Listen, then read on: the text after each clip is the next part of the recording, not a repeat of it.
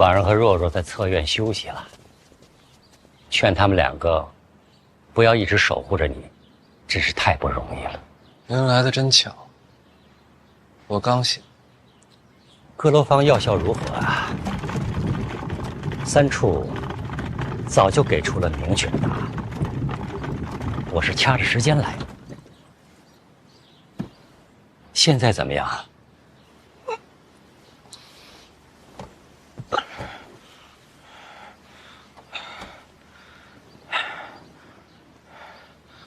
疼啊！还有什么？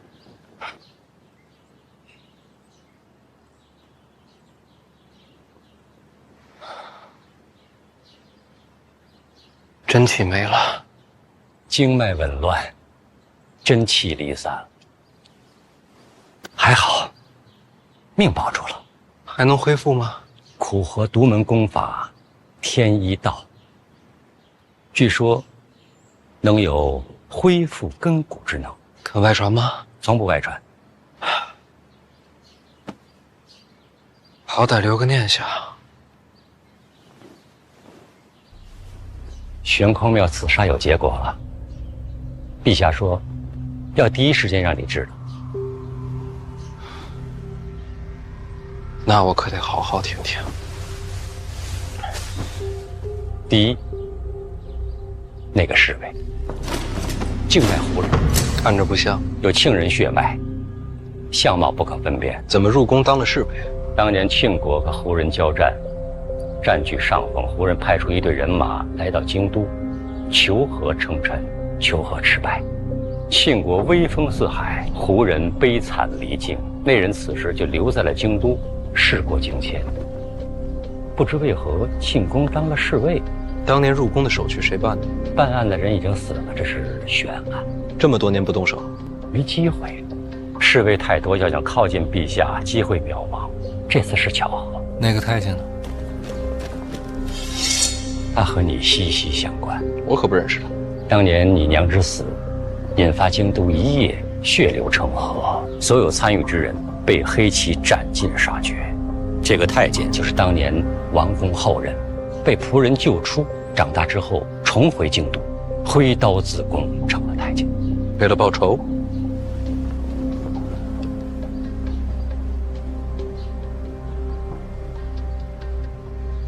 仇恨是最顽强的力量，它会在人的心里边生长，随时间茁壮，最后成为人一生唯一的主题。这话听着，怎么像是有共鸣？我只是在剖析刺客的心中所想啊。那匕首怎么藏的？3年前他就负责打扫玄公庙，那个时候就把匕首藏起来了，现在才可以得空使用。白衣剑客呢？陛下眼光独到，此人正是四顾剑的弟弟。这回真是四顾剑？这次不是四顾剑，四顾剑杀尽全族，唯独放过了他的弟弟。这世上唯一想杀四顾剑的，正是他这位亲兄弟。这3个人彼此认识？不认识，没有牵连。配合这么默契，是巧合，没有商量，没有预谋，3方互不相识，轮番刺杀，这样同时开始，反而形成了杀局。这是一场神仙局，无法预判，不可复制。神仙局，如此巧合，如此天衣无缝之局，非凡人能说。凡人不行，您可以的。话可不能那么说，我哪有那样的本事啊？如果就算有的话，刺伤我的是影子。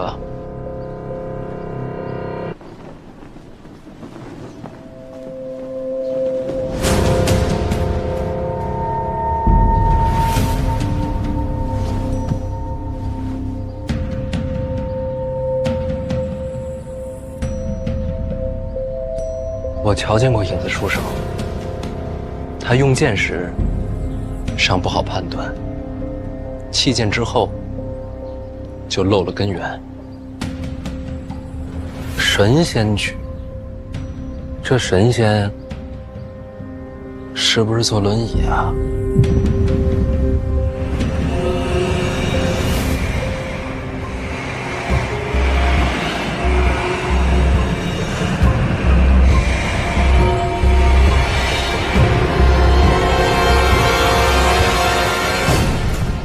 别看了，我刚醒，不可能藏人，这儿就咱俩。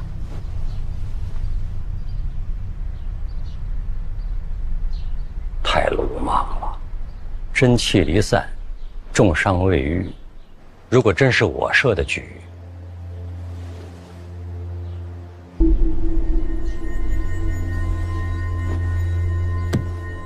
你怎么办？是你吗？我只派了影子，其他2个纯属意外。你想杀我？不是我，影子一直想跟五竹交手，没有机会。你是他唯一的亲传弟子，也就凑合了。那一剑是个意外，你忽然之间真气全无，他没有及时收得了手，所以是个意外，对吗？绝对是意外。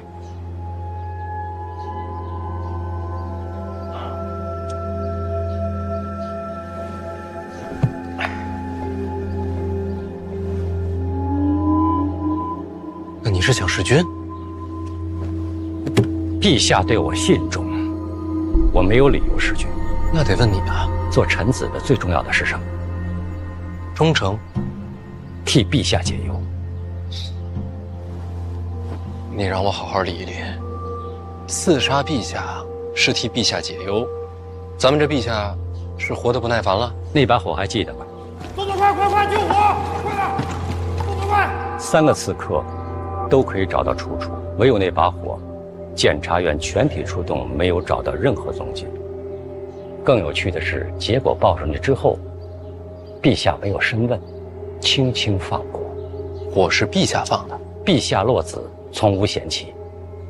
那把火不够，所以才有了影子那一剑。什么叫不够？这又是放火又是行刺，究竟想要什么结果？悬空庙谋杀，震惊朝野。这件事情总要有人担责，这就是结果。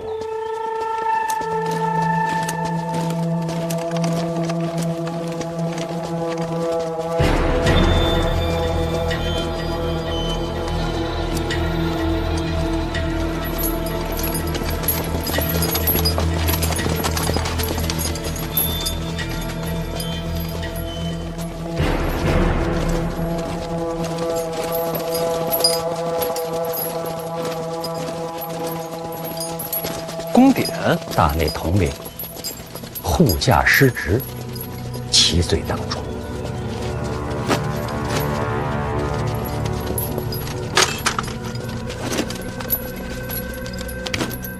陛下保重，臣告退了。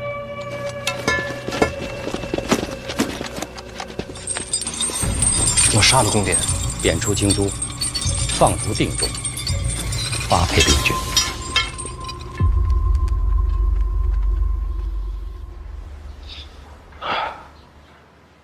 我就不明白了，这么大个阵仗，就为了一个宫典？他是叶仲的师弟，叶仲连上8篇奏折请罪，结果跟宫典一样，昨夜已经放逐定州，发配边郡。叶家垮了，这就是陛下想要的？不对啊，这叶流云也是叶家人，陛下何必得罪大宗师？陛下怎么想的，只有他自己知道吧。最后一个问题，四姑见的弟弟就是影子的事儿，陛下知道吗？不知道，以下这抓捕。那这和行刺有何区别？为了陛下真正的利益，我不介意让陛下受到惊吓。这话听着可不像忠臣。结果最重要。要是那一剑刺中了呢？陛下不会死。没有人真正了解陛下的底牌。我该不该把影子的身份告诉陛下？可以不说。那你就不该承认。你刚才说，刺客就是影子，这件事应该埋在心里，不应该问我。是。如果真是你布的局，我问出口，就已经死了。那你为什么还要问？如果是别人，我就不问了。若是别人，我也不会答。悬空庙刺杀之局，真相就是这样。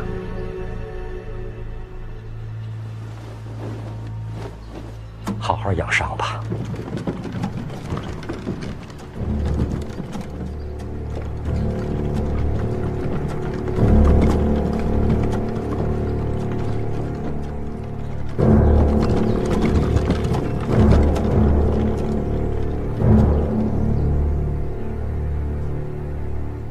陈萍萍都跟你说了些什么？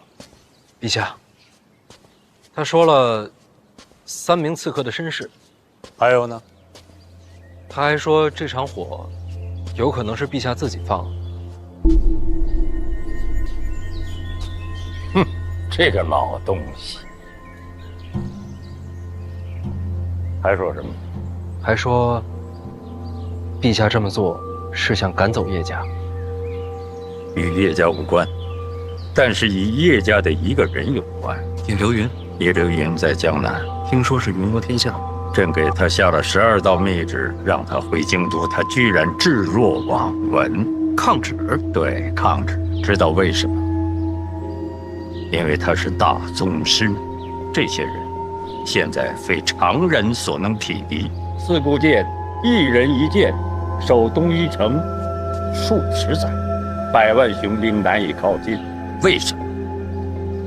就是因为他们都是大宗师。这些人是王法于不顾，是规矩不愤的。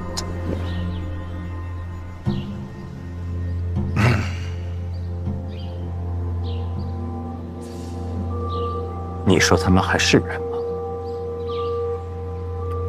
是战略性武器。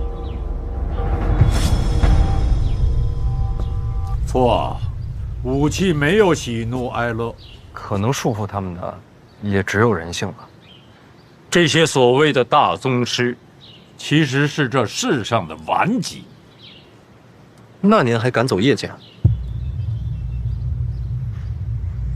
我是想看看叶流云是否还有所谓的亲戚。那他要是真急了，怎么收场？他叶家还有人在京都啊。叶灵儿，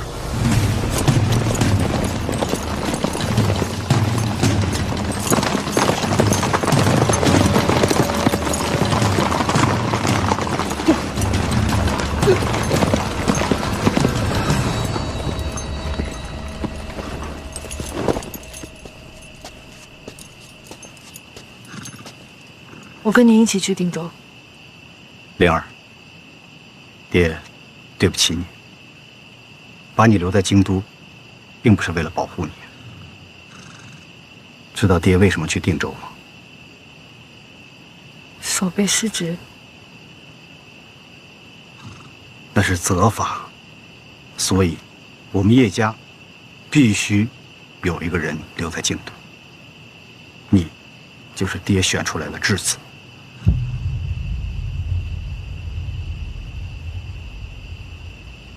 只要你在，上面就安心。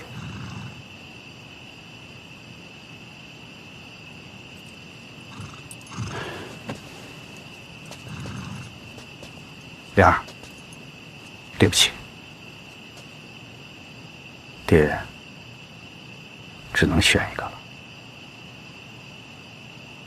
从今以后，再不要搞行侠仗义那一套了。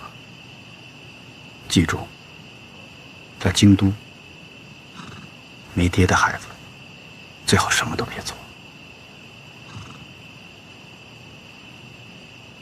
我明白。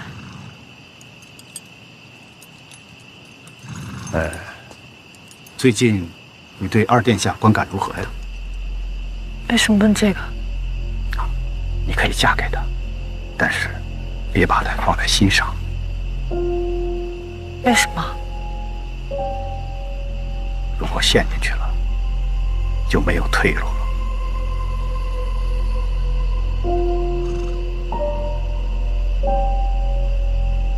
我懂了，我就是叶家的退路。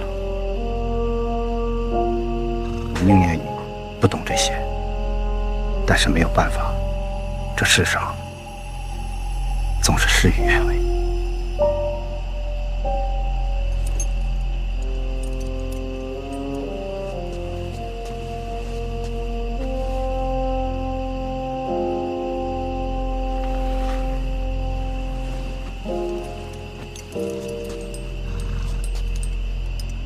谁都别恨，好好活着，我的女儿。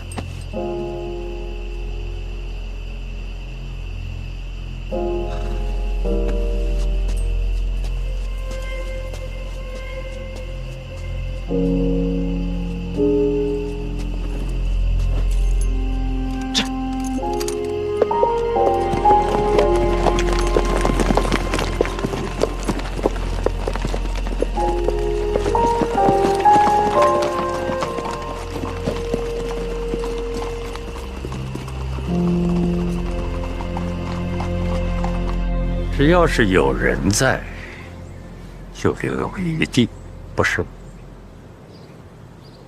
叶灵儿之所以留在京都，是因为和老二的婚约。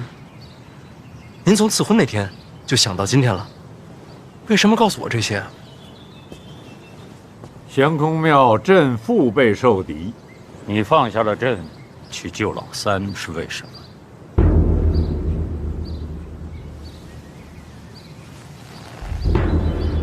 为什么？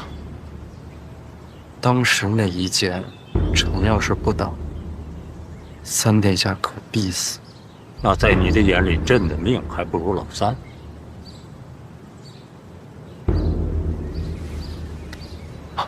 前有剑，后有刀，臣只能挡一个。当时看来，那一剑威胁更大，救三殿下，只不过是顺势而为。你完全可以拿老三当挡箭牌啊，你就不至于受伤吗？事发突然，臣来不及想那么多，只想着挡箭救人。你好生歇息，等你好一些，朕带你去一个你想去的地方。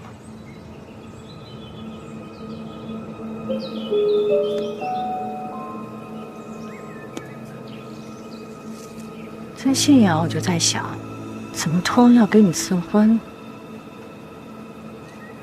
原来是把你当做皇族和叶家的天头了。按作用来讲，这应该算是和亲吧。要不姑姑，我给你添点嫁妆。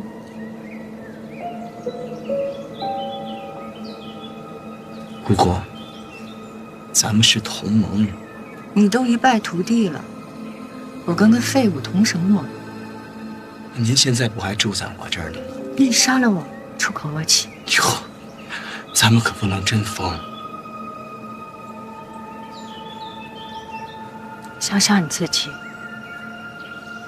婚约便是盟约，叶家被贬，你也会被拖下水。他们一天不回京都，你中皇位的前景就一片暗淡。不过还有一条路可以走。还有路吗？有啊，杀了叶灵儿，斩断与叶家一切的关系，和他们一刀两断。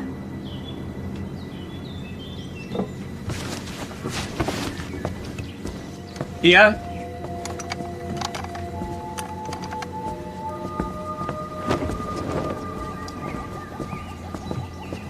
去趟叶家，转告叶灵儿，婚约既成，休戚与共，终有一日我会让他叶家重返京都。姑姑啊，我觉得雪中送炭好过锦上添花，况且此刻叶家需要依靠。你杀了叶灵儿，岂不更干净？不然叶家出事儿，你也跟着完蛋。叶流云还在，叶家不会垮。好吧，无聊。劳烦问一句了，姑姑，方才您是真的想帮我吗？我就是想看血流成河。那让姑姑失望了。我现在就启程回信阳。这么突然？无戏可看，待着干嘛？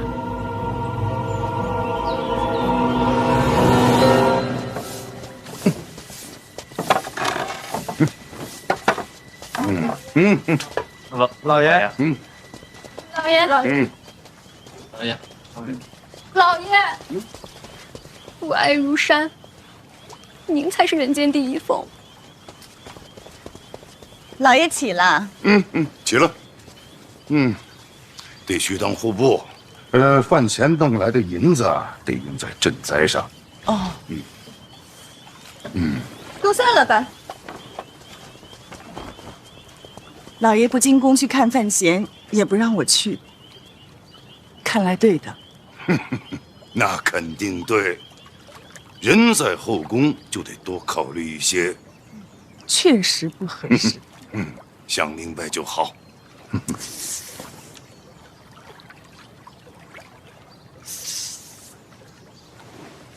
怎么了？是头发乱了？这发冠换个颜色吧。什么颜色不颜色的？怎么我打了一个盹起来，都如此的古怪？什么情况啊？我们都听说了。听说什么了？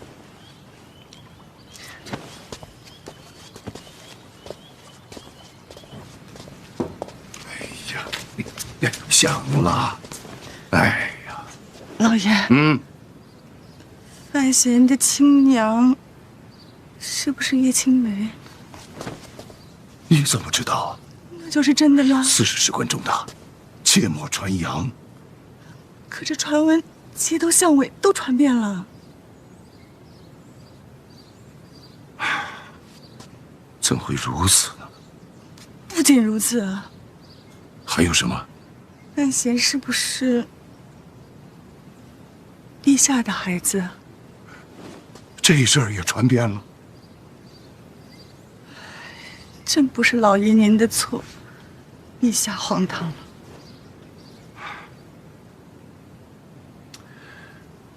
府内交代下去，以后再听到这类传闻，全当谣言处理。那当然，实在不行，我做人证，大不了说范闲是我生的。你这都什么乱七八糟的呀？老爷，发冠还是换个颜色吧。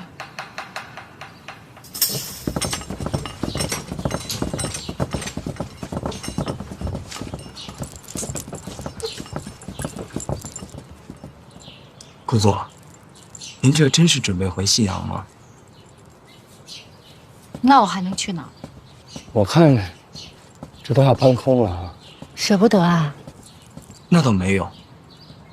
姑姑，这名册与账本本身就是我们共有的，里面的内容但凡泄露一点，与敌国走私这罪名都算是轻的了。姑姑会害自己吗？当然不会，安全第一嘛。就是因为京都太危险了，所以这些呢要姑姑替你保管。都到这局面了，姑姑还不信任我？我若是信不过你，我偷偷就搬走了。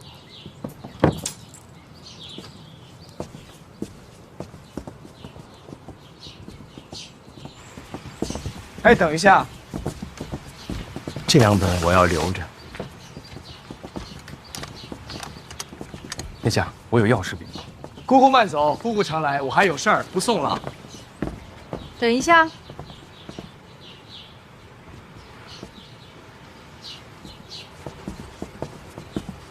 叔，给姑姑路上解个闷儿。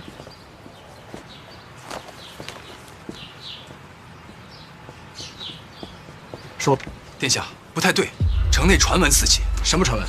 街头巷尾都在议论，说范闲生母就是当年的叶青梅。叶青梅，范建和叶青梅，难怪内府会传给范闲。不是范建，范闲是陛下的儿子。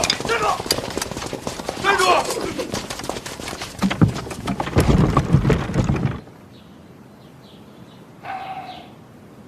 监察院接有重地，你一个户部的闯进来作甚？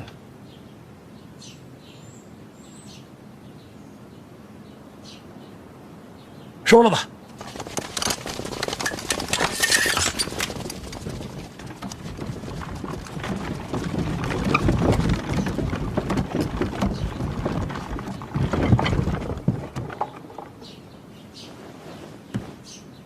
范闲身世，满城皆知。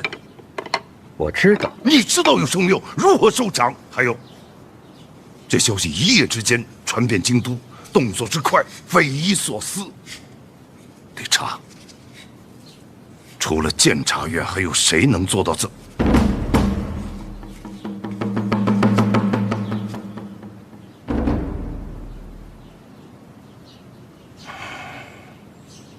是你们。准确的讲，应该到午时之后，消息才可以传遍京都。陛下的意思，这种事只有陛下点头。为什么？范闲舍身救驾，陛下感动，那就把他往绝路推。臣子变皇子，那是升迁。范闲身世藏这么多年，不就是为了他安全吗？叶青梅这3个字代表什么？有多少人爱他，就有多少人在恨他。仇恨这东西，一旦染上，就不会褪色。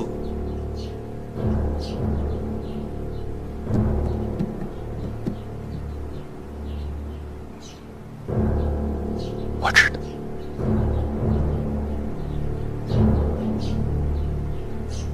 我知道。不要他死！公主，冷静。我很冷静。叶青梅的儿子必须要死，怪不得要把内骨交给他，这是要物归原主呀。以范闲如今的身份，陛下不会允许有人杀他的。可这是陛下欠我的。这么多年，陛下需要什么我就给他什么，他不方便做的事情是我在去做，他不愿意查的是我在帮他查，是我，不是别人。我为陛下尽心尽力，就算他要我赶出京都，我也如他所愿。姑姑，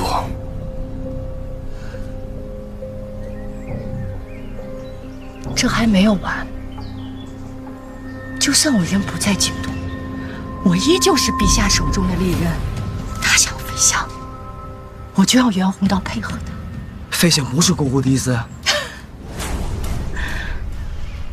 我为什么要飞翔？我和那个姓林的早就两清，是他想飞翔，要不然我也不会让袁宏道在姓林的身边那么多年。是我这么多年，陛下要我做什么我就做什么，可是他现在依然要那个女人的儿子把内骨从我手中夺走。没有这次，我不管陛下怎么想，我就是要范闲死。范闲在宫里，你想怎么杀他，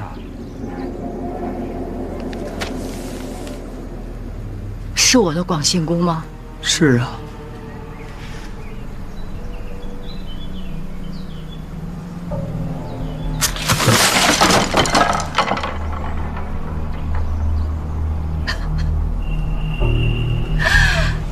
我的广信公，范闲住着，陶红走了，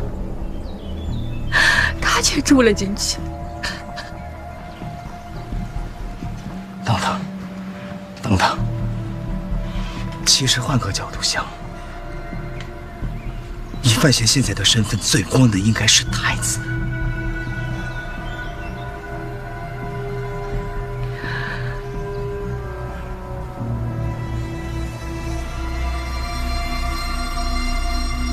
你让他死。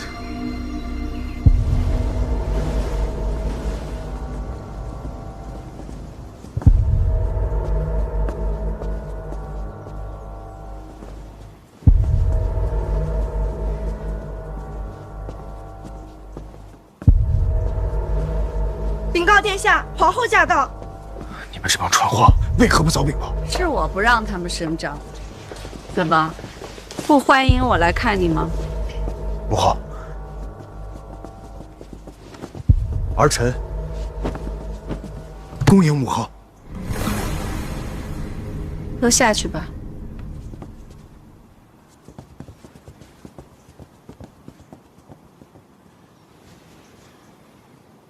哎，别关门，母后怕黑。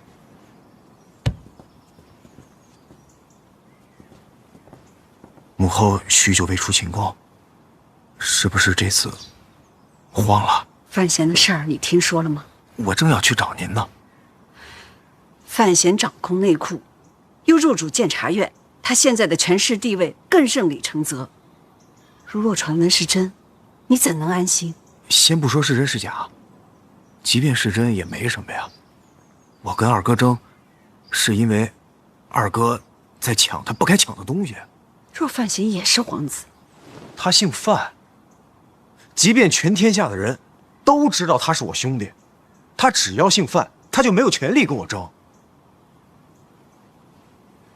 私生血脉不入宗室，母后，就他的血脉，最多只能算内库和监察院的大权，不能落入旁人之手。那我更应该跟他一路了呀。他恨二哥，我也恨，这不天生盟友吗？如果我想范闲死呢？就是因为他的父皇血脉，因为他是叶青梅的儿子。这叶青梅不早都死了吗？这宫中嫔妃颇多，也不差这一两个吧？母后，叶青梅因我而死。叶青梅的死，虽然没人再提，但是我多少知道些。她当年不是死在皇后一族手里吗？皇后一族也因此遭到屠戮。那我们就等皇后出手，冷眼旁观不好吗？皇后的心机和手段我都佩服，可唯有这件事指望不上。为什么？因为她有自己在乎的人。你没有。我有。叶青梅，我要叶青梅的儿子从这个世界上消失。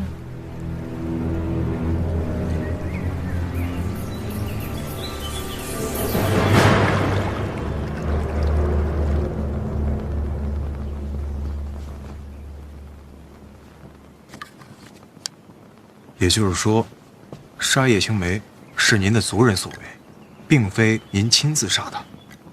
没错。那当年的族人都被他们残杀殆尽了，一夜之间，全族尽灭。那这事就算是过去了呀。过去了。那一夜，黑旗满城搜捕，甚至杀进皇宫，闯入寝殿。我想拦着，但是没用。他们在我面前撞翻灯火，让宫女遮住我的双眼，只有知青临死的哀嚎在我耳边回响。灯火炬灭，乌云遮月，哪怕天那么黑，哪怕我的双眼被遮，但我还是看得见，全都是血，到处都是血。你觉得这些都过去了吗？那烧他，不是您亲自下的命令吗？重要吗？那这事儿就等于跟您没关系啊。对了，知道这件事的人应该不多吧？很少。那就更安全了。行凶者死了，往事烟消云散，那我完全可以跟范闲同仇敌忾，一起对付二哥了。凶手已死，烟消云散，可他们是我的家人，也是你的家人。可若是范闲发现了此事，和我反目成仇了怎么办呢？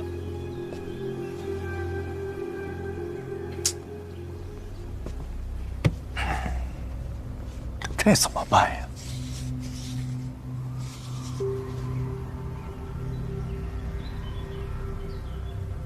母后，要不然您去跟范闲认个错。您看啊，这件事情已经过去那么久了，而且行凶者已经付出了生命，那既不是您杀的人，又不是您下的令。如果我们那摊开了，给范闲认个错，这事儿不就等于过去了吗？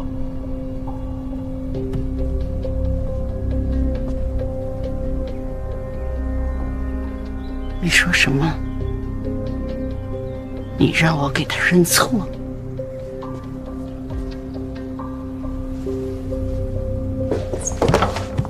哦，儿臣知罪。死了那么多家人，儿臣也是悲痛万分的。那二哥虎视眈眈的，正盯着儿臣。太子之位摇摇欲坠，我找范闲，让他助我一臂之力，我也是走投无路了。母后，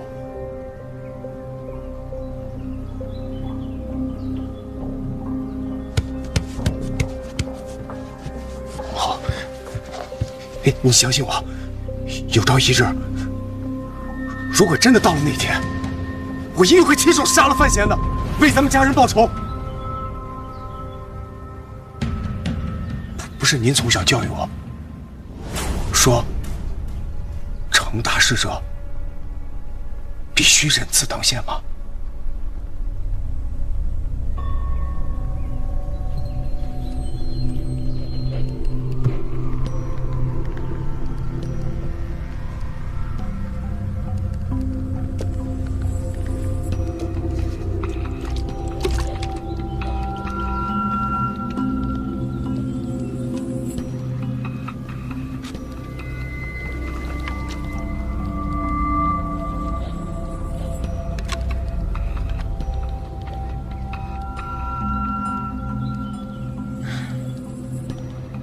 你说的全对，我很欣慰。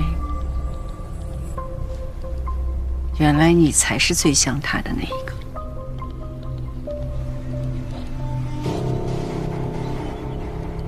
母后，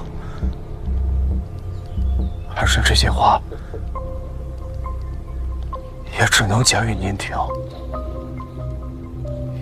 因为儿臣是您在这个世上唯一的亲人了。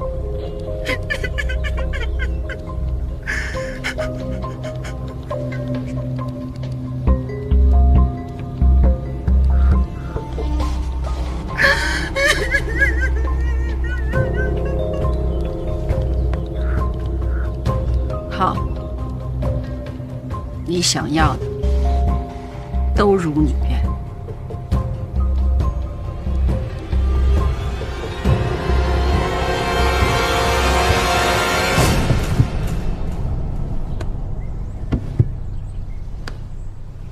别一直磕了吧，不合适。再合适不过了，你可救了他的命。那也没必要磕这么重吧？没事儿，他自己愿意。自从你救了他，程平天天提起你呢。对了，你伤口还疼吗？啊，没事了。哎，晕了。没事，歇会儿还能磕。这婉儿和若若呢？怎么没见呀？啊，若若啊，让太医拉去教医术了。你可真行，这开膛破肚那本事，这你也传出去？医术本就是救人。那婉儿呢？回家取些衣服啊，我想着还要在这儿住一些时间，顺便把轮椅也带来。轮椅家里也有。之前装病的时候，陈院长送的。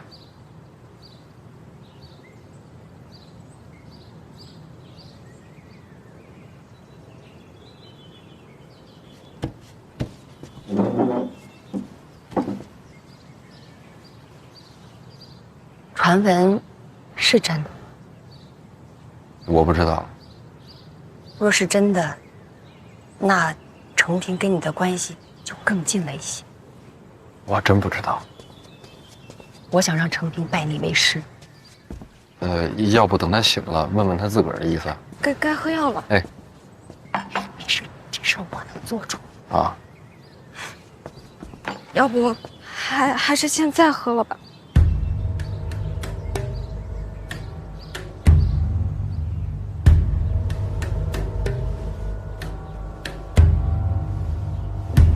干嘛非得下毒啊？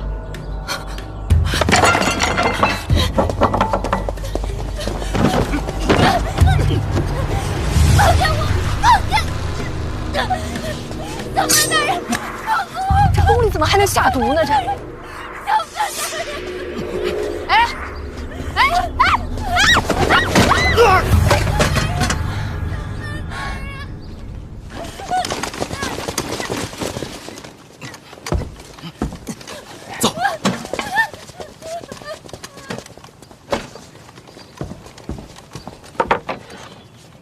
怎么是你啊？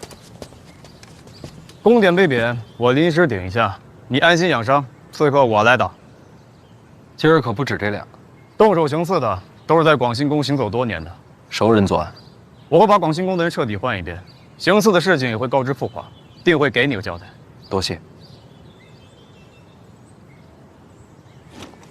要不要叫太医？啊？没事，他这还没磕完呢。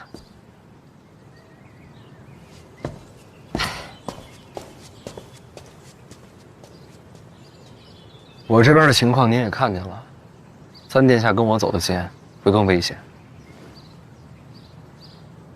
你看啊，现在这朝堂上上下下，唯一能保护他的就只有你了。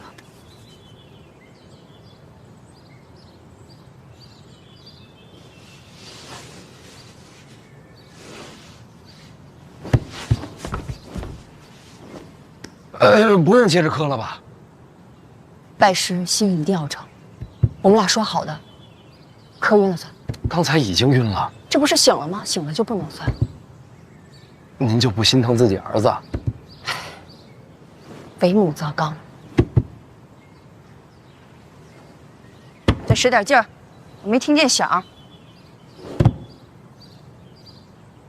陛下口谕，京都的人太多了，鱼龙混杂，是该筛一筛了。麻烦一问，怎么个筛法？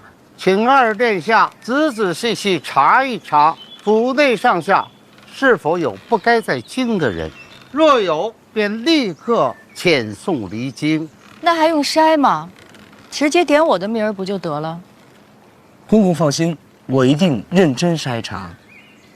口谕一传，老奴告辞了。公公好走，赶快让他走吧。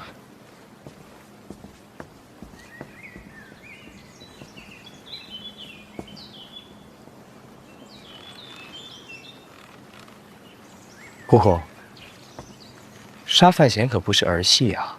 不是我杀的。广兴宫动手那些都是跟随你多年的，虽然审完都说自发，没人信啊。我会蠢到用那些宫女太监吗？再说我知道范闲是学毒的，我还对他用毒？那会是谁？我是疯，又不是蠢。你意思是皇后指使的？这事儿不对啊！皇后杀人怎么如此儿戏？不好猜，我也懒得猜。姑姑，如今陛下逼你回信阳，打算如何应对啊？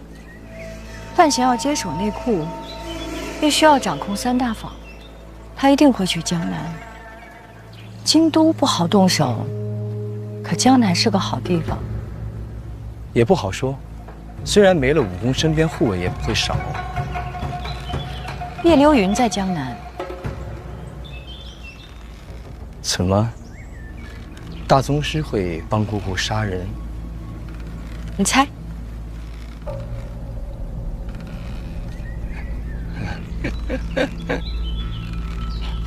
姑姑，你我联盟这么久，到底对我藏了多少秘密啊？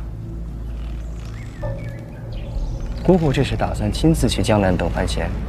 姑姑今日便乖乖的回信阳。范闲若在江南发生任何事，都跟姑姑没有关系。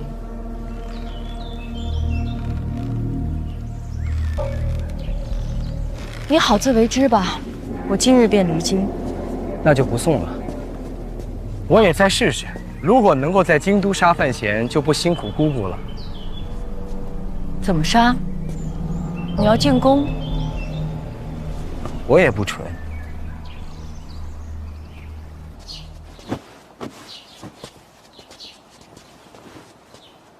姨娘，不用再装了，这些就够了。休养几天，很快就回来了。这可说不准。婉儿，范闲身世的传闻你该听说了吧？听说了。你说他会不会就此留在宫里不回来了？他一定会回来。你意思是，他身世传闻是假的？真假我不知道，但其实也没那么重要。傻孩子，这怎么能不重要呢？大婚时，我们是在范府拜的父母高堂，他姓范这件事不会变。你怎么知道？他跟你说过？不用说，我了解范闲，他一定会这么选。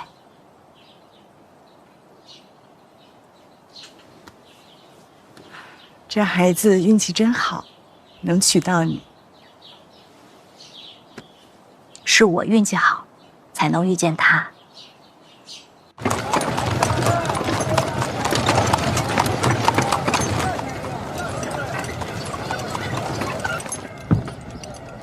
吁！怎么突然停车？这二表哥是范闲他们杀的你二哥林国。你二哥死之前，范闲便知道牛栏街刺杀的真相，他骗了所有人。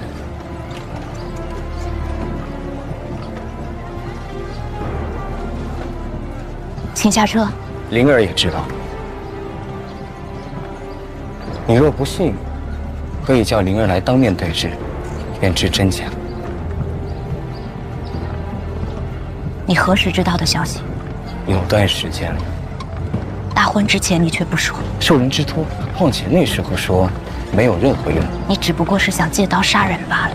至亲之仇，你不报吗？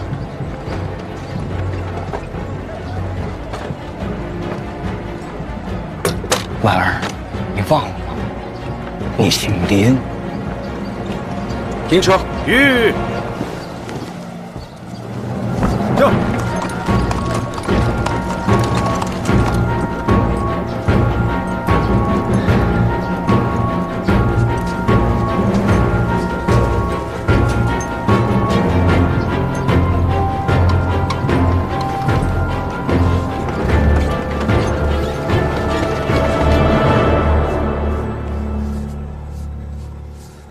老师这字真好看。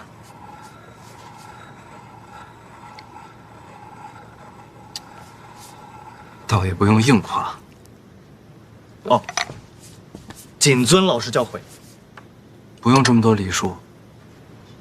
一日为师，终身为父，怎能不敬？背篆都乱了。话说回来，我也不知道有什么可教你的。你为人处事也有自己的习惯。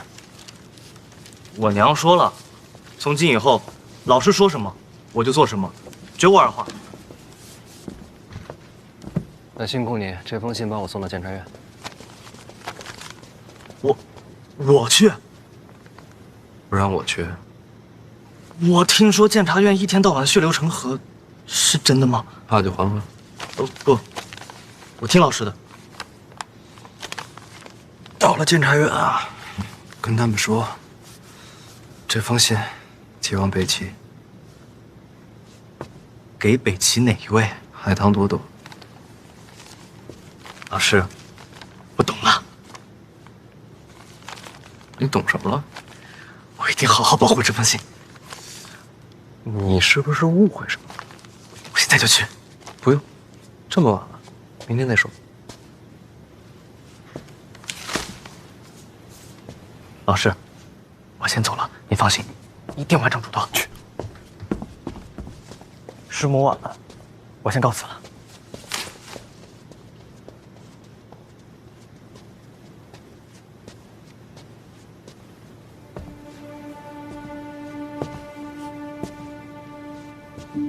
完成什么嘱托？托监察院寄信给海棠朵朵。写了什么？苦荷大师有个功法叫天一道心法，据说可以重塑根骨。想想法子，看什么条件可以交换过来，总不能一直当个废人。听说那功法，苦荷从未外传。总得试试啊。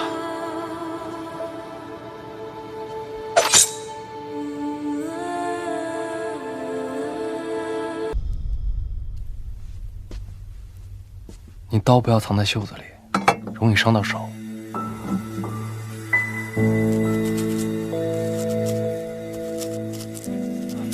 其实，你跟朵朵姑娘写信，不用告诉我。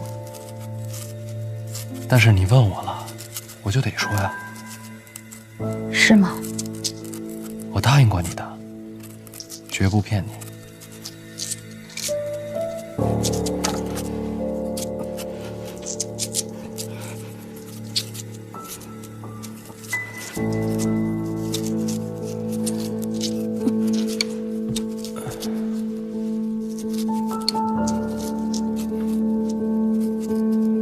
婉儿，你是不是有什么心事啊？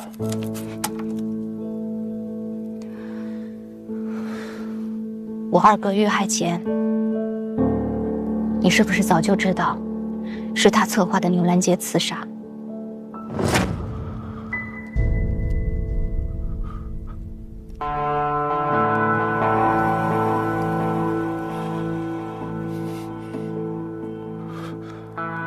那天在醉仙居跟司礼李在一起的人是谁？那人是林府的二公子林果。是。那杀他的是不是你？不是我。你知道凶手是谁？我杀了那个人。谁给你的权利杀他？是小姐给的权利。知道。是不是你身边人？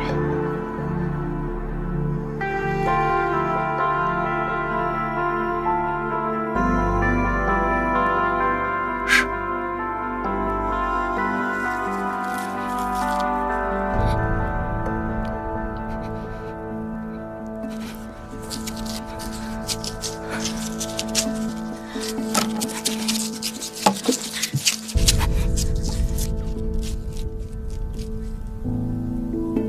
是我哥要杀你，你还手理所应当。从道理讲，你没有错。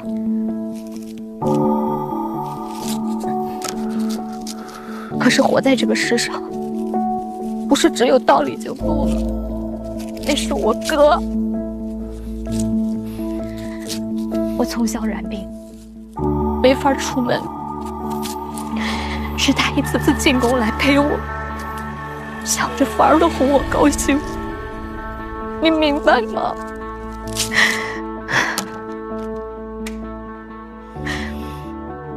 从道理上我不该恨你，可是我做不到。我明白，人总是有情感的。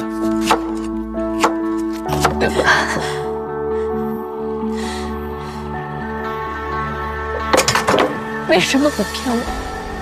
为什么不骗我一辈子？只要你说，只要你骗我的话，我就会相信。我只信你说的，再多的证据摆在我的面前，我都不会相信。我假装看不见。你为什么不骗我一辈子啊？对不起。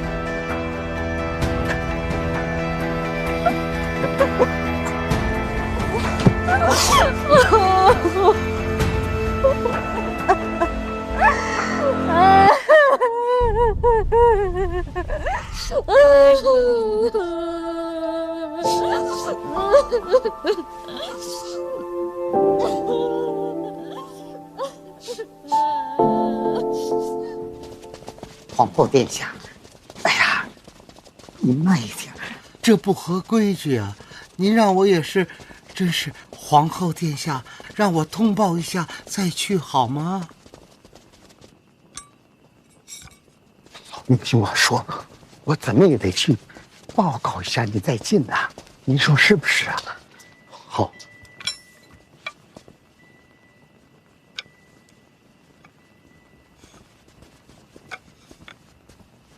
臣妾拜见陛下。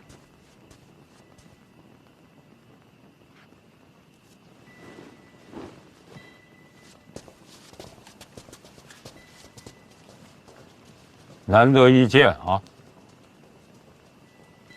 当年血案之后，再没见过。朕好像记得你怕黑，是吧？陛下，臣妾怕黑，是因为亲人的哀嚎总在耳边回响，放不下。不过臣妾如今觉得都该放下了。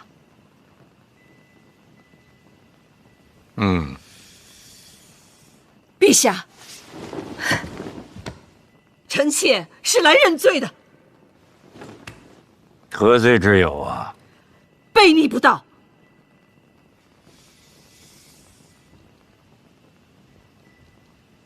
当年陛下虽说屠尽臣妾一族，可这么多年，依旧留着臣妾这皇后的位子，这是何等的顾念旧情！臣妾不仅不醒悟，数年来心怀愤恨，甚至对陛下避而不见。如此绝情绝义，臣妾之罪，罄竹难书。你这是来寻死啊？实在是罪无可恕。那干嘛不去悬梁啊？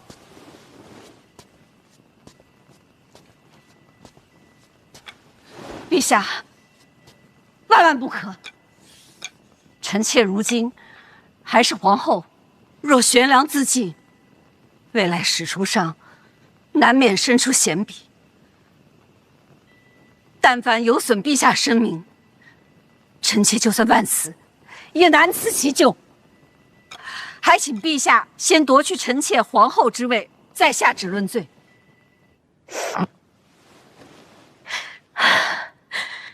我真过不去。我知道，不管你做什么决定，我都理解你。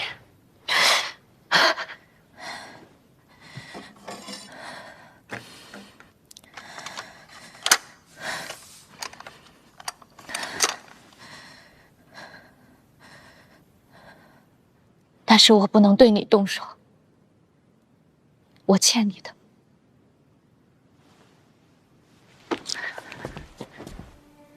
是谁动的手？告诉我一个名字。是不是你那个吴竹叔？你说过，他从小陪你一起长大。是。我哥也是。如果你的吴竹叔遇害，你会怎么办？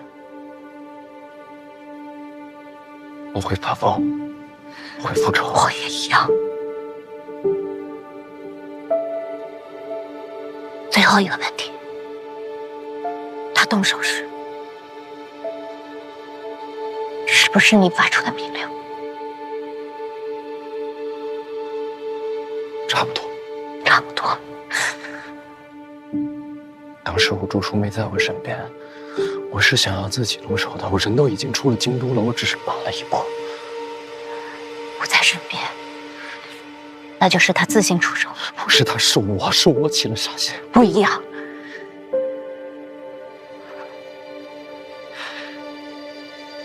我要杀了他，我要杀了吴竹。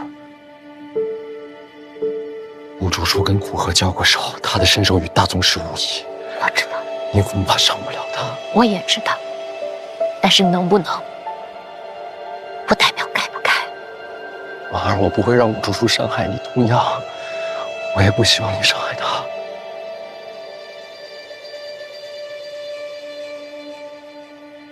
我很失望。我知道，是对我自己。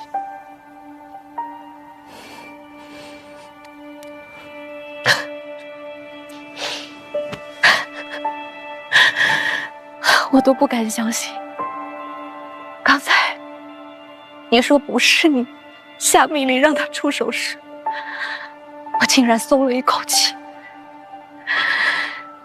因为这样一来，我就可以把所有的恨都放在吴竹一个人身上。我竟不敢恨你，所以我对我自己很失望。在那一刹那，我选择了你，背叛了我二哥。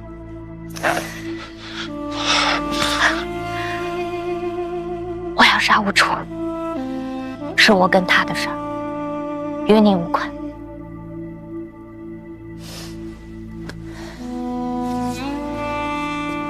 就这样吧，告诉我这个消息的是我二表哥，他是想切刀杀人。既然二表哥落子，就定有后手。我先回去了。如果他再来找我，我帮你打探消息。